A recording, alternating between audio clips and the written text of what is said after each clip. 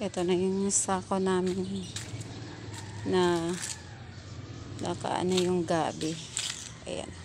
Dami na. So, sa puno, kung titingnan natin, marami na siya. Ito sa sako, dahil maulan, hahatakan na lang.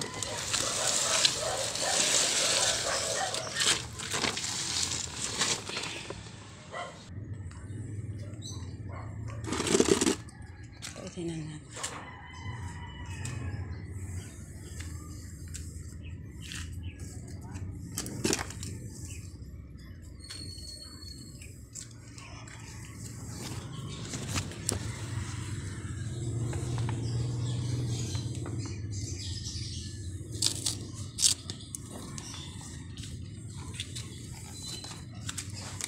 Okay.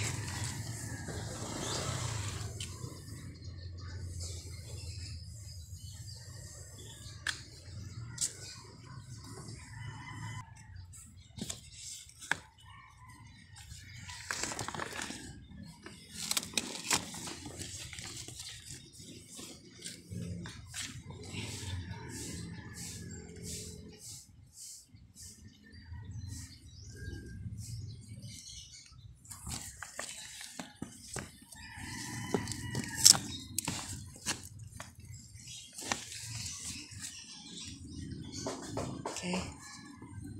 Yan.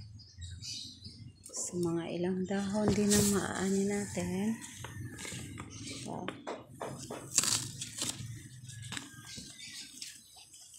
okay. Sasako lang. Makakaani na tayo ng gabi na pwede nating gulayin. Papipiliin natin yung medyo malaki na. Taba na. Ayan.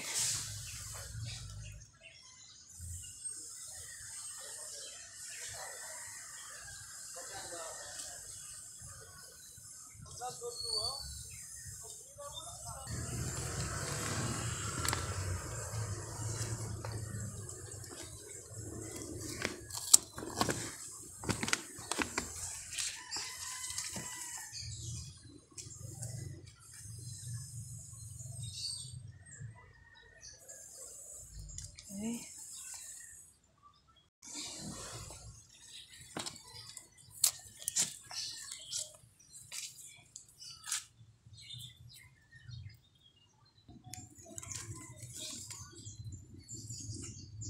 Ito na po.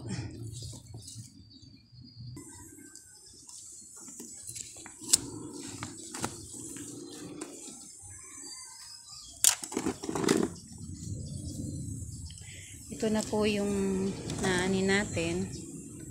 Ito, ang daming dahon. Sariwang-sariwa pa.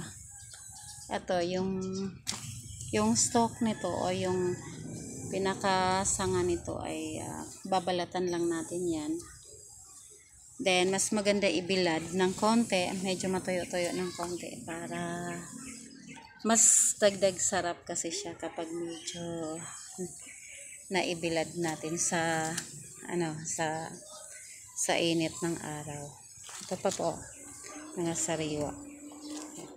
Mas masarap nito pag haluan natin ng kaunting laman ng gabi.